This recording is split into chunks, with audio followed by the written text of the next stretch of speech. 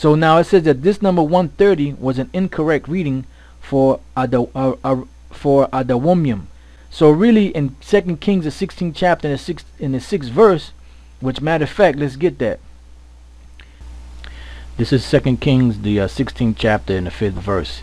It says, Then Rezin king of Syria and Pekah son of Remaliah king of Israel came up to Jerusalem to war, and they besieged Ahaz but could not overcome him. At that time Rezin king of Syria recovered Elath to Syria, and drave the Jews from Elath, and the Syrians came to Elath and dwelt there unto this day. Now here where it says Syrians, right, the word that should be there is Edomites. Alright, because the land of Elath, or they call it also Ezion Gabar, that was fought between Judah and Esau. Alright, so here where it says Syrians, the word that should be here is Edomites, and I'm going to show you that.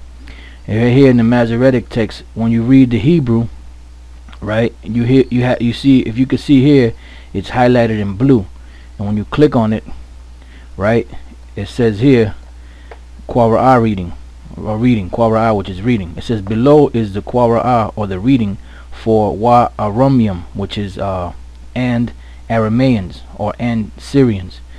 And this is the word that should be there instead of Arameum. Should be Adawomium. See, Wa Adawomium. So the Edomite, the word Edomite should be here instead of the word Syrian.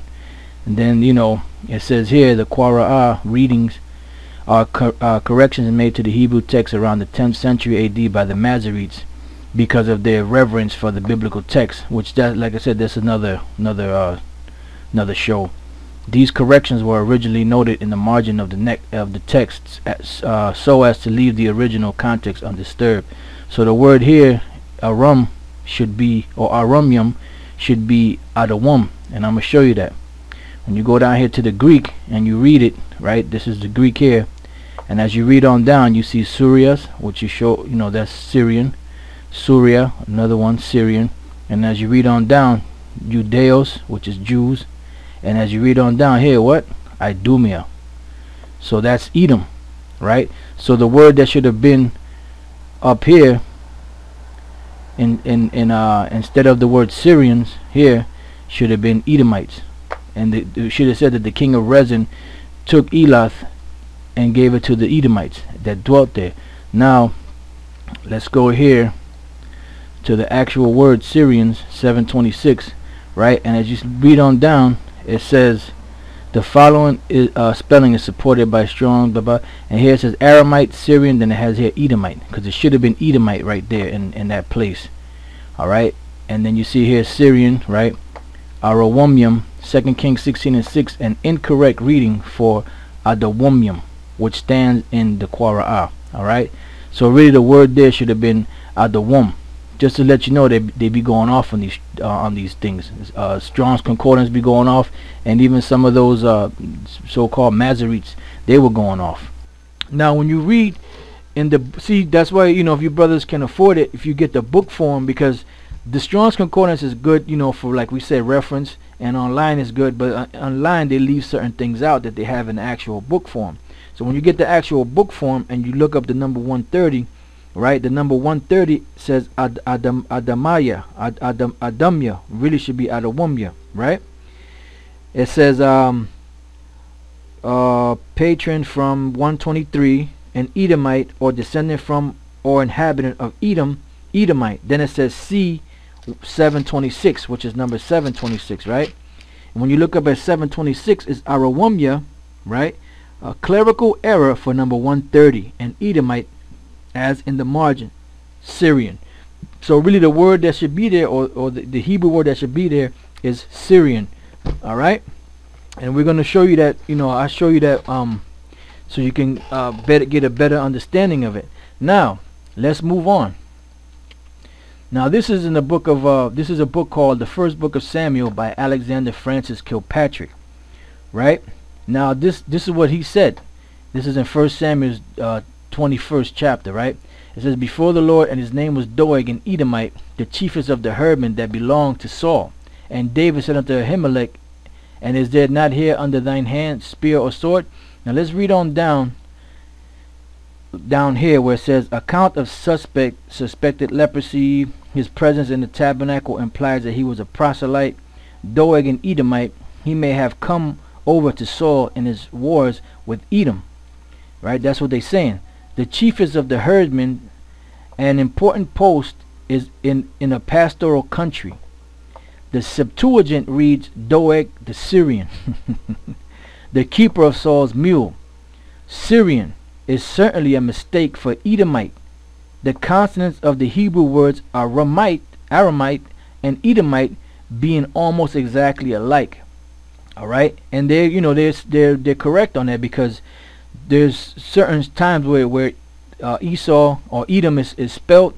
Sometimes, like I said, when you have a conjunction of a word, sometimes certain letters get dropped or certain letters get added. So sometimes the word Aramean and Edomite look alike. So it's easy to just either misspell or purposely misspell it. So what does it say there? It said the Septuagint reads Doeg the Syrian, the keeper of Saul's mule.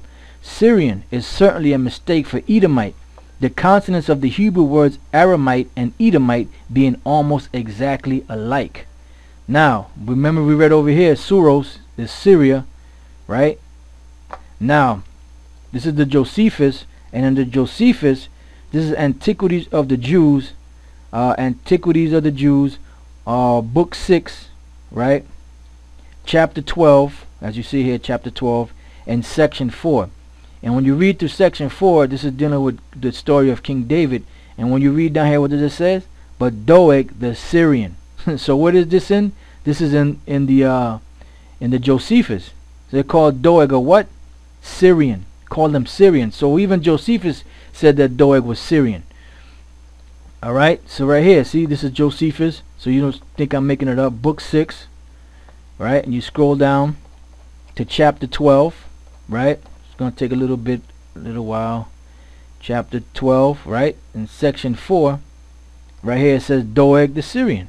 So Doeg the Syrian, or Doeg the Edomite, is not an Edomite. He's Syrian.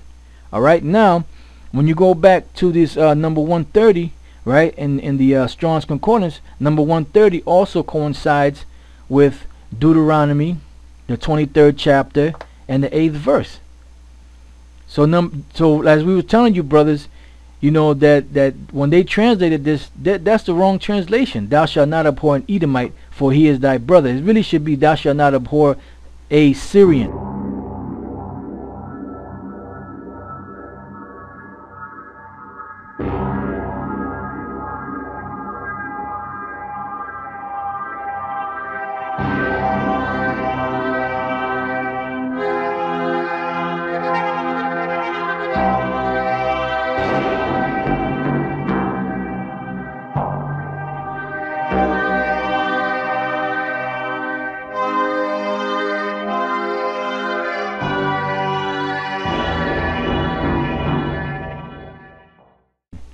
For he is thy brother. Now how can that be? How can he be our brother? Well, let's go to the book of Genesis. I believe it's the 28th chapter. Just bear with me real quick. I believe it's the 28th chapter, if I'm not mistaken. Either 28th or the 29th chapter. Going back during the time of Rebecca. And it is the no, I'm sorry, not Rebecca, Rachel. I was right. This is the book of Genesis 29th chapter. Alright, Genesis the 29th chapter, and I'll start at the 9th verse just to show you real quick. And while he yet spake with them, Rachel came with her father's sheep. Now this is dealing when Jacob went to go get his wife, right? For she kept them. And it came to pass when Jacob saw Rachel the daughter of Laban, his mother's brother. See, his mother's brother. And it came to pass when Jacob saw Rachel the daughter of Laban, his mother's brother. See, his mother's brother. And the sheep of Laban, his mother's brother, that Jacob went near and rolled a stone from the well's mouth and watered the flock of Laban, his mother's brother. Right? And you notice it keeps saying brother. Alright? Because, technically, Laban was Jacob's uncle, but it keeps calling him it keeps saying Laban his mother's brother, in other words, Jacob's mother's brother, Rebekah. And Jacob kissed Rachel and lifted up his voice and wept. And Jacob told Rachel that he was her father's brother, and that he was Rebekah's son. And she ran and told her father. And it came to pass, when Laban heard the tidings of Jacob his sister's son, that he ran to meet him, and embraced him, and kissed him, and brought him to his house. And he told Laban all these things. And Laban said to him, Surely thou art my bone and my flesh. And he abode with him the space of a month. And Laban said unto Jacob, Because thou art my brother. What? Laban said unto Jacob, Because thou art my brother. Shouldest thou therefore serve me for naught? Tell me what shall thy wages be? Alright, so what happened? Laban called Jacob his brother. That's why it said in Deuteronomy, the 23rd chapter, and the 7th verse, it says, Thou shalt not abhor a Syrian, for he is thy brother. Why? Because through Rebekah's brother Laban, through Bethuel, they were like closely related to us. You know, that's why we weren't supposed to abhor them. You know, we weren't supposed to, look down upon them, because they did help us out. As opposed to Esau, which is really a real brother, he didn't help us out, man. That bastard didn't help us out, and that bastard is going into slavery. All right.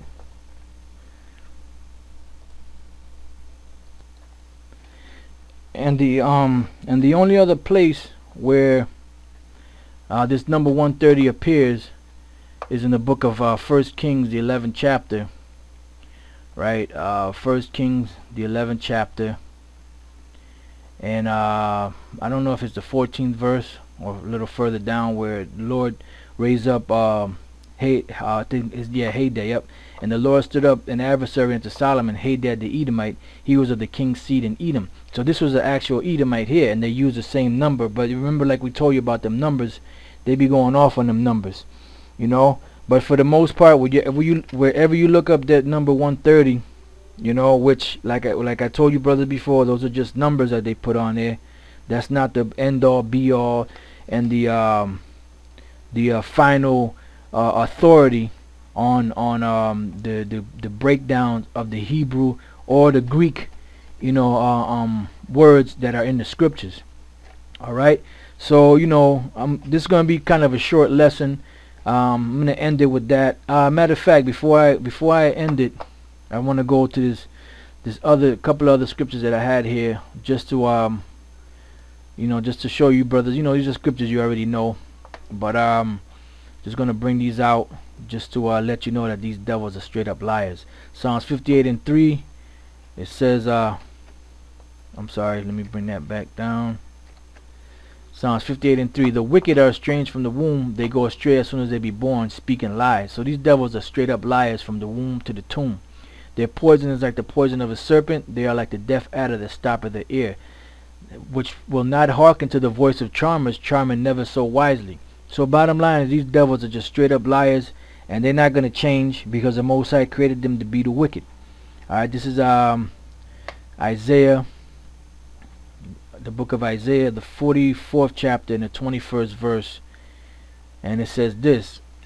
Isaiah 44:21. It says, remember these, O Jacob and Israel, for thou art my servant. I have formed thee, thou art my servant, O Israel. Thou shalt not be forgotten of me. I have blotted out as a thick cloud thy transgressions, and as a cloud thy sins. Return unto me, for I have redeemed thee. Sing, O ye heavens, for the Lord hath done it. Shout, ye lower parts of the earth. Break forth into singing, ye mountains, O forest, and every tree therein, for the Lord hath redeemed Jacob, and glorified himself in Israel. Excuse me. Thus saith the Lord thy Redeemer, and he that formed thee from the womb. I am the Lord that maketh all things, that stretcheth forth the heavens alone, and spreadeth abroad the earth by myself, that frustrated the tokens of the liars. And that's what's happening right now. The Lord is frustrating the tokens of the liars. That's why every time Esau try to come with some bullshit, the Lord always overturns their madness. He might let them kind of seem like they're getting the upper hand, but then the Lord's truth always comes out and smashes them. What did Zerubbabel say? Didn't Zerubbabel say that truth is the strongest out of all? You know, that devil false prophet 666, he bring out shit, and what happened? The Lord always bring out other stuff to overturn the shit that he's saying, because what he's teaching is bullshit. and he's going wholeheartedly on these Edomite resources, you know, and doesn't really understand, because he's not spiritual, doesn't really understand that when Esau took over, their main purpose was to destroy and distort history on purpose. You know, the Voltaire said, he said, history is commonly the lie agreed upon. You know, so these devils, he that controls the present controls the past. He that controls the present controls the future. You know, so these devils, they've distorted a lot. You know, and they've lied a lot. So that's what it says. The Lord said that that frustrated the tokens of liars, and maketh diviners mad, that turneth wise men backward, and maketh their knowledge foolish. And that's why these devils, their knowledge is being made foolish. And you so-called Negroes out there that's trusting in the so-called white man, you're going to become foolish. And you Edomites out there, you fake Dr. Dre's, like you false prophet 666, you're the devil, man. You're not an Israelite, you're the devil. Alright? You're always trying to distort. I mean, this guy, his whole mind frame is just set on just proving that the white man ain't Esau, when everything else proves that he's Esau. And even more and more information now is coming out on it. This guy is a straight up devil. The white man is a devil, and 2/3 of Jake ain't gonna make it. The other nations are gonna be destroyed, and that's it. All right. And the next one I'm gonna get real quick and end this lesson is the book of Revelation, chapter 2, verse 2, and I'm gonna end it with that. And I hope you brothers learn something in this lesson. Revelation 2:2, I know thy works, and thy labor, and thy patience, and how thou canst not bear them which are evil, and hast tried them which say they are apostles, and are not, and hast found them liars. Alright, so false prophet 666, you've been found to be a liar.